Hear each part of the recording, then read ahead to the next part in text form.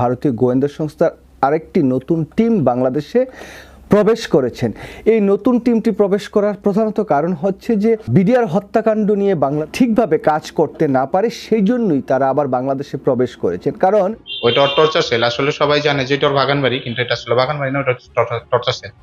ওইখানে আমার রাতভর অনেক মারে, অনেকই করে। আর আমার এই দেহের ক্ষতগুলো তো দেখতেছি,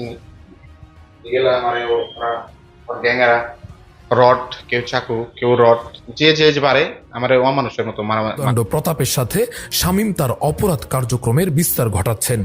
সিক্রেটাইজ শামীমের সাথে এক ভারতীয় নাগরিকের ঘনিষ্ঠতার তথ্য পায়। ভারতীয় সেই নাগরিকের নাম সিদ্ধার্থ চ্যাটার্জি। সিদ্ধার্থ চ্যাটার্জি আসলে ভারতের গোয়েন্দা সংস্থা র এর একজন এজেন্ট।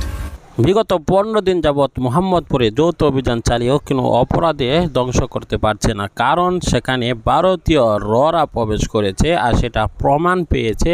কেনই বা তারা এখানে এসেছে, বাংলাদেশে আরও কত প্রবেশ করেছে সেই বিষয়ে বিস্তারিত তথ্য এই ভিডিওতে দেখবেন এবং না টেনে শেষ পর্যন্ত দেখলে অবাক হবেন শেখ হাসিনার এজেন্ডা বাস্তবায়ন করতে কি করতে যাচ্ছে বাংলাদেশ। আওয়ামী লীগের সহসভাপতির পদ বাগিয়ে নিয়ে তার অপরাধ কার্যক্রম আরও বাড়িয়ে দেয়। মনিরের নেতৃত্বে আনোয়ার বাহিনী চাঁদাবাজি, জমি দখল ও ছিনতাই চালিয়ে আসছে। দেশের নারীরা অগ্রগামী হচ্ছেন, কেউ সফল উদ্যোক্তা হচ্ছেন। তাহলে এখানে নারীরা কেন পিছিয়ে থাকবেন? এমন জেদ থেকেই হয়তোবা মনিরের মা সাবিহা খাতুন মনিরের অনুপস্থিতিতে পুরো অপরাধ সাম্রাজ্য নিয়ন্ত্রণ করছে। মনিরের নির্মম বর্বরতার শিকার একজন ভুক্তভোগী নাজিম। তিনি অভিযোগ করেন, মনির বাহিনী প্রথমে তার বাড়ি দখল করে, পরে মনিরের মা সাবিহা বেগমকে 1 লাখ টাকা চাঁদার বিনিময়ে তা ফিরিয়ে দেওয়া হয়। এই চাঁদা নেওয়া হয়েছে স্ট্যাম্পে লেখালেখি করে।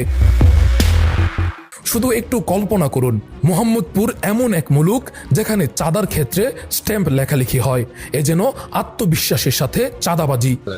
মিরপুর 1 নম্বর থেকে বাসায় ফেরার পথে 10 নম্বর কমিউনিটি সেন্টারের সামনে মনিরের লোক শাহাবুদ্দিন, হুমায়ুন, হোসেন, ওরা অনেক লোক ছিল, গ্যাং ছিল।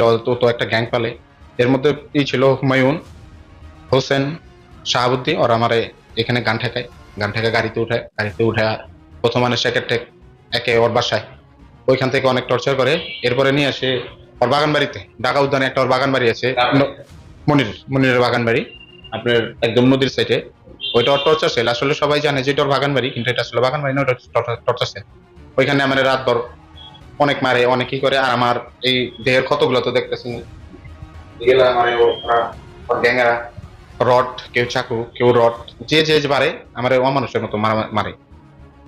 প্রথমে একজনের কোদালা নেয় মাটিগুলো খোঁড়ে ডিপের থেকে, ফ্রিজের থেকে বরফ বাইর করে ফালায়া আমার হাতটা এইভাবে বাঁধে, পাটা এইভাবে বাইধে আমার বরফে ফালায় রাখে। তখন বলে যে তোরা হাতে মারবো না, তোরা এখানে ফালায় রাখলাম ঠান্ডার দিন, তুই মরে যাবি, একটু পরে লাশ বাইরে ফেলা দেবো, সবাই বলবো ঠান্ডায় মরে গেছিস। আমি কোনো প্রমাণ রাখি না মারলে। তুরাগ নদের তীরে অবৈধভাবে নির্মিত মনিরের বিলাসবহুল বাগানবাড়ি ছিল এক ভয়ঙ্কর টর্চার সেল। এখানে ধরে এনে নির্মম শারীরিক নির্যাতন চালানো হতো, যাতে বাইরে শব্দ না যায় সেজন্য উচ্চস্বরে গান বাজানো হতো। মনির বর্তমানে সুদূর আমেরিকায় বসবাস করছেন বলে জানা গেছে, তবে তার অনুগত বাহিনী ও তার মা এখনও তার অপরাধ সাম্রাজ্যের কার্যক্রম চালিয়ে যাচ্ছেন। আনোয়ার তৈরির অন্যতম আরেক কারিগর শামীম ব্যাপারী। মোহাম্মদপুরে শামীম ব্যাপারী দীর্ঘদিন ধরে চাঁদাবাজি, জমি দখল, ছিনতাই সহ ভয়ঙ্কর অপরাধ কর্মকাণ্ড চালিয়ে আসছে। তার নির্দেশেই আনোয়ার গ্রুপের অন্যতম সক্রিয় সদস্য এক্সেল বাবু বুড়িগঙ্গা ফিলিং স্টেশন দখলে নেয়। তার পালিত সন্ত্রাসী বাহিনী পুরো এলাকা জুড়ে ত্রাসের রাজত্ব কায়েম করে আসছে। এই শামীম ব্যাপারী 2003 সালের বরকত হত্যা মামলার প্রধান আসামি। হত্যাকাণ্ডের পর তিনি দীর্ঘ 19 বছর ভারতে পলাতক ছিলেন। চাঞ্চল্যকর বিষয় হলো, শামীম শুধু বাংলাদেশি নাগরিকই নন, বরং কৌশলে তিনি ভারতের নাগরিকত্ব বাগিয়ে নিয়েছেন। সিক্রেটাইজের অনুসন্ধানে উঠে আসে শামীমের রয়েছে ভারতীয় পরিচয়পত্র, আধার কার্ড এবং ভারতীয় পাসপোর্ট। এত বছর ধরে তিনি ভারতে আত্মগোপনে থাকলেও তার অপরাধমূলক কর্মকাণ্ড বাংলাদেশে সক্রিয় বিরাজমান। শামীম ব্যাপারী মোহাম্মদপুর থানা আওয়ামী লীগের সাংগঠনিক সম্পাদক আবু সায়েম শাহিনের সহোদর এবং সাবেক কাউন্সিলর আবু সাইদ ব্যাপারীর ছেলে। রাজনৈতিক পরিচয়কে ঢাল হিসেবে ব্যবহার করে তিনি বছরের পর বছর নানা অপরাধমূলক কর্মকাণ্ড চালিয়ে যাচ্ছেন।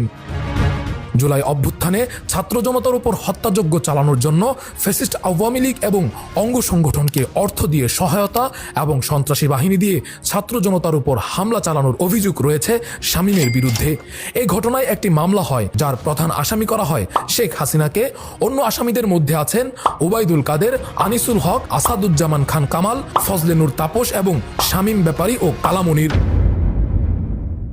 ভারতে দীর্ঘদিন পলাতক জীবন শেষ করে দেশে এসে আরও দুর্দণ্ড প্রতাপের সাথে শামীম তার অপরাধ কার্যক্রমের বিস্তার ঘটাচ্ছেন। সিক্রেটাইজ শামীমের সাথে এক ভারতীয় নাগরিকের ঘনিষ্ঠতার তথ্য পায়। আমাদের বিস্তৃত অনুসন্ধানে উঠে আসে এই ভারতীয় ব্যক্তির সাথে ফ্যাসিস্ট আওয়ামী লীগের একাধিক এমপি মন্ত্রী, এর মধ্যে উল্লেখযোগ্য আওয়ামী লীগের নেতা সাবেক স্বরাষ্ট্রমন্ত্রী আসাদুজ্জামান খান কামাল, সাবেক খাদ্যমন্ত্রী সাধন চন্দ্র মজুমদার সহ আরও কয়েকজন নেতাকর্মীর ঘনিষ্ঠ সখ্যতা রয়েছে। টিম সিক্রেটাইজের বিস্তারিত তদন্তে আরও রহস্যময় তথ্য সামনে আসে, আর তা হলো সেই ভারতীয় নাগরিক কোনো সাধারণ নাগরিক নন। তিনি এতটাই পাওয়ারফুল ছিলেন যে যিনি বেশ কয়েকবার ফ্যাসিস্ট হাসিনার সাক্ষাৎ পেয়েছেন। অবলীলায় একটা দেশের প্রধানমন্ত্রীর সাক্ষাৎ পেয়ে যান, তাহলে কে সে? তার ব্যাকগ্রাউন্ডই বাকি। भारत हमारा पहचान है और भारत भूमि हमारे भूमि है। अखंड भारत हमारे भूमि है। नमस्कार, भारत माता की जय। অতঃপর যা বেরিয়ে আসে তা কখনো কেউ কল্পনাও করেনি। ভারতীয় সেই নাগরিকের নাম সিদ্ধার্থ চ্যাটার্জি, যিনি কলকাতায় বসবাস করেন। সংশ্লিষ্ট ব্যক্তিদের দাবি যে সিদ্ধার্থ চ্যাটার্জি আসলে ভারতের গোয়েন্দা সংস্থা র এর একজন এজেন্ট। তার সামাজিক যোগাযোগ মাধ্যম অনুসরণ করেও দেখা যায় তিনি বিভিন্ন সময়ে বহুবার বাংলাদেশে এসেছেন ও অবস্থান করেছেন। মোহাম্মদপুর, কবজিকাটা আনোয়ার, কিশোর গ্যাং, কালামনির, তারপর শামীম ব্যাপারী এবং ক্ষমতাসীন এমপি মন্ত্রী থেকে শুরু করে সীমানার ওপারের সিদ্ধার্থ চ্যাটার্জি, এ যেন জাল সুতার এক জটলা বিভ্রম, যা দূর থেকে দেখলে বিচ্ছিন্ন মনে হয়। আসলেই কি এসব বিচ্ছিন্ন? বরং একটা গিট খুললে স্পষ্ট হয়ে যায় এ এক বিছানো জাল। কিন্তু বছরের পর বছর সেই গিট খোলার ইচ্ছে কি আমাদের দেশে সরকার কিংবা প্রশাসন করেছে? ছিল কি সেই সদিচ্ছা? আমাদের দেশ অশান্ত থাকলে কাদের সুবিধা? সকল অপরাধী বা কেন পালিয়ে প্রতিবেশী দেশে চলে যায়? কেন তারা আশ্রয় দেয়? কেনই বা ঠিকভাবে কাজ করতে না পারে, সেই জন্যই তারা আবার বাংলাদেশে প্রবেশ করেছেন। কারণ এই যে বিডিআর হত্যাকাণ্ডের সাথে অতীত আপনারা শুনেছেন বা সবাই মোটামুটি এটা পরিষ্কার বাংলাদেশে যে ভারতীয় গোয়েন্দা সংস্থা র এবং শেখ হাসিনার একান্ত তত্ত্বাবধানে বাংলাদেশে বিডিআর হত্যাকাণ্ডটা হয়েছিল, যে 57 জন সেনা অফিসারকে নির্মমভাবে হত্যা করা হয়েছিল। তার সাথে বিডিআরকে একেবারেই ধ্বংস করে দেওয়ার যে অপপ্রয়াস বা অপচেষ্টা ভারতীয় গোয়েন্দা সংস্থারা করেছিল, তারই প্রেক্ষিতে আবার এই যে টিমটি আবার বাংলাদেশে আসছেন। জুলকারনাইন সায়ার ভাই যেটা তার ফেসবুক পেজে বলেছেন, সেই জায়গা থেকে যদি একটু কোট করি, তিনি বলছেন, স্বাধীন তদন্ত কমিশন গঠনের পর হতে আওয়ামী লীগের সভানেত্রী শেখ হাসিনা এবং আওয়ামী লীগ নেতা জাহাঙ্গীর কবির নানক, শেখ সেলিম, ওবায়দুল কাদের সহ কয়েকজন শীর্ষস্থানীয় নেতা কমিশনারদের কার্যক্রম বন্ধে ষড়যন্ত্র লিপ্ত হয়েছে। যে কোনো মূল্যে এই বিষয়ে পুনঃতদন্ত বন্ধ করতে দৃঢ় প্রতিজ্ঞ।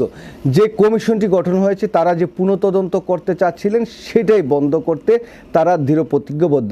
এখানে তারা আরো বলছেন, শেখ মুজিবুর রহমান এর স্বদেশ প্রত্যাবর্তন দিবস উপলক্ষে আওয়ামী লীগের সভানেত্রী শেখ হাসিনা দলীয় নেতাকর্মীদের উদ্দেশ্যে ভার্চুয়াল দিক নির্দেশনা প্রদান করেন, যাতে বিডিআর বিদ্রোহের তদন্ত বাধাগ্রস্তর বিষয়ে অন্তর্ভুক্ত থাকবে মর্মে জানায়। আপনারা জানেন যে এই যে শেখ হাসিনা যে ভার্চুয়াল যে বক্তব্যটি দিয়েছিলেন, সেটা আসলে ওই যে সেই ষড়যন্ত্রেরই একটা অংশ বিশেষ। এখানে আরো বলছেন যে বিডিআর বিদ্রোহ পুনঃতদন্তের বিষয়ে পর্যবেক্ষণ ও তদন্ত বাধাগ্রস্তর বিষয়ে ষড়যন্ত্র বাস্তবায়নের জন্য আগামী 15/1/2005 তারিখ বা তার আগে পরে ভারতীয় একটি বিশেষ গোয়েন্দা সংস্থার প্রতিনিধি রাজেশ খান্না, পাসপোর্ট নাম্বার এত, আরেকজন হচ্ছে সিং রুহেল, পাসপোর্ট নাম্বার এত, ন্যাশনালিটি ভারত, কয়েকজন সদস্য ভিন্ন বসে বাংলাদেশে আগমন করার বিশেষ তথ্য পাওয়া যায়। জুলকার নাইন সায়ার ভাই যেই স্ট্যাটাসটি দিয়েছেন, তার এখানে যেই পেপারসটি তিনি সংযুক্ত করেছেন, এটি বাংলাদেশের একটি গোয়েন্দা সংস্থার পেপারস।